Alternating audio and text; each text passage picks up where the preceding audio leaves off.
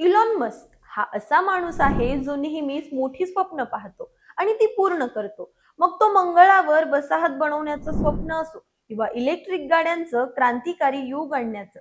पण आता त्याने एक असं पाऊल उचललं आहे ज्याने सगळ्यांचे डोळे विस्फारले आहेत.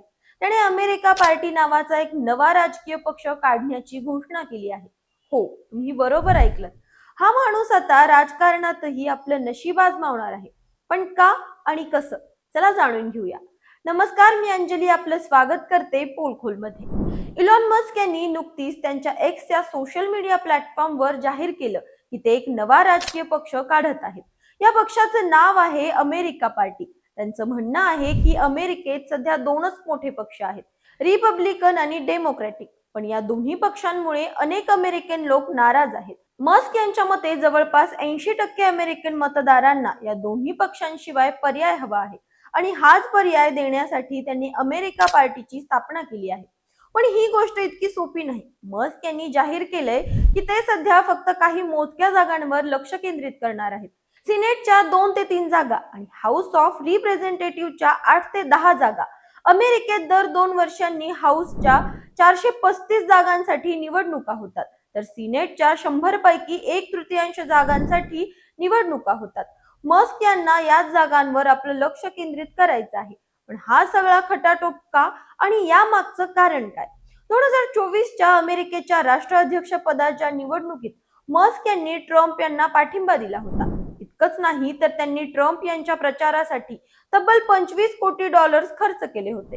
निवडणुकीनंतर मस्क यांना ट्रम्प सरकारमध्ये डिपार्टमेंट ऑफ गव्हर्नमेंट एफिशियन्सी म्हणजेच डॉजचा प्रमुख बनवलं गेलं. या विभागाचं काम होतं सरकारचा खर्च कमी करण्यासाठी सूचना देणं. पण मग असं काय झालं की हे दोघं एकमेकांविरुद्ध उभे ठाकले. मे महिन्यात मस्क ट्रम्प सरकारमधून बाहेर पडले आणि त्यांनी ट्रम्प यांच्या कर आणि खर्चाच्या धोरणांवर उघडपणे टीका केली.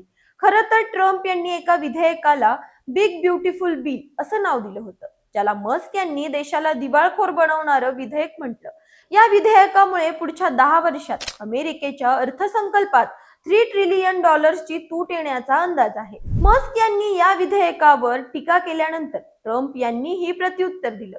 त्यांनी मस्क यांच्या टेस्ला आणि स्पेस एक्स कंपन्यांचं सरकारी अनुदान बंद करण्याची आणि त्यांना देशाबाहेर काढण्याची धमकी दिली आणि इथूनच मस्क यांनी नव्या पक्षाचा विचार सुरू केला. मस्क यांनी एक्स वर एक पोल घेतला होता, ज्यात त्यांनी विचारलं, अमेरिकेत नव्या राजकीय पक्षाची गरज आहे का? त्याला बहुतांश लोकांनी होकार दिला आणि मग 5 जुलै 2025 रोजी मस्क यांनी जाहीर केलं, तुम्हाला नवा पक्ष हवा आहे आणि आता तो तुम्हाला मिळेल. त्यांनी असंही म्हटलं की अमेरिकेत सध्या खरी लोकशाही नाही, तर फक्त पार्टी सिस्टम आहे, जी भ्रष्टाचार आणि अनावश्यक खर्चाने भरलेली आहे. त्यामुळे त्यांनी अमेरिका पार्टीची स्थापना केली, जेणेकरून अमेरिकन लोकांना त्यांचं स्वातंत्र्य पुन्हा मिळेल. पण या मागचं खरं कारण काय? काही जाणकारांचं म्हणणं आहे की हा मस्क यांचा रिपब्लिकन पक्षावर दबाव टाकण्याचा डाव आहे. थॉमस गिफ्ट नावाच्या राजकीय तज्ज्ञाने सांगितलं, मस्क यांना खरंच नवा पक्ष बनवायचा आहे असं वाटत नाही. त्यांना फक्त रिपब्लिकन पक्षाला त्यांच्या मर्जीनुसार वागायला लावायचं आहे. निवडणूक तज्ज्ञ ब्रॅड कॅपल यांनी सांगितलं, अमेरिकेत नव्या पक्षाला यशस्वी होणं खूप कठीण आहे, कारण कायदे आणि बॅलेट ऍक्सेसचे नियम फक्त डेमोक्रॅटिक आणि रिपब्लिकन पक्षांना फायदा देतात. इलॉन मस्क यांच्याकडे पैसा आणि प्रसिद्धी याची कमतरता नाही, पण राजकारणात यशस्वी होण्यासाठी फक्त पैसा पुरेसा नाही. त्यांना अनेक आव्हानांना सामोरं जावं लागेल. द्विपक्षीय व्यवस्था.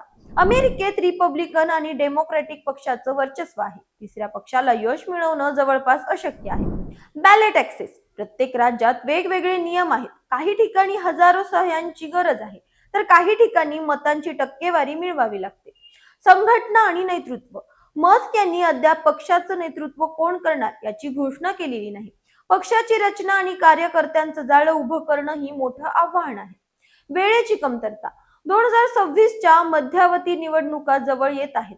इतक्या कमी वेळात पक्ष उभा करणं आणि निवडणुकीसाठी तयार करणं कठीण आहे. अमेरिकेत यापूर्वीही तिसऱ्या पक्षांनी यश मिळवण्याचा प्रयत्न केला आहे, पण फार कमी यश मिळालं. उदाहरणार्थ 1992 मध्ये रॉस पेरोट यांना 19% मतं मिळाली, पण एकही इलेक्टोरल वोट मिळालं नाही. 1912 मध्ये थिओडोर रूझवेल्ट यांच्या प्रोग्रेसिव्ह पक्षाने 88 इलेक्टोरल वोट मिळवले. ही तिसऱ्या पक्षाची सर्वोत्तम कामगिरी मानली जाते. पण त्यानंतर तिसऱ्या पक्षाला फारसं यश मिळालं नाही. विनर टेक ऑल ही अमेरिकेची निवडणूक व्यवस्था तिसऱ्या पक्षासाठी मोठा अडथळा आहे. काही जाणकारांना वाटतं की मस्क यांचं हे पाऊल खरंच राजकारण बदलण्यासाठी आहे, तर काहींना वाटतं की हा फक्त ट्रम्प आणि रिपब्लिकन पक्षावर दबाव टाकण्याचा प्रयत्न आहे. न्यूयॉर्क टाइम्सच्या मते मस्क यांनी यापूर्वीही मोठमोठ्या घोषणा केल्या, पण त्या पूर्ण केल्या नाहीत. त्यामुळे अमेरिका पार्टी खरंच यशस्वी होईल का हे सांगणं कठीण आहे. इलॉन मस्क हा असा माणूस आहे जो अशक्य वाटणाऱ्या गोष्टी शक्य करतो. पण राजकारण हा एक वेगळाच खेळ आहे.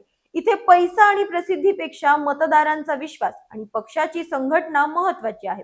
मस्क यांच्याकडे संसाधनं आहेत, पण त्यांना मतदारांचा पाठिंबा मिळवणं आणि अमेरिकेच्या जटिल निवडणूक व्यवस्थेत टिकून राहणं हे मोठं आव्हान आहे.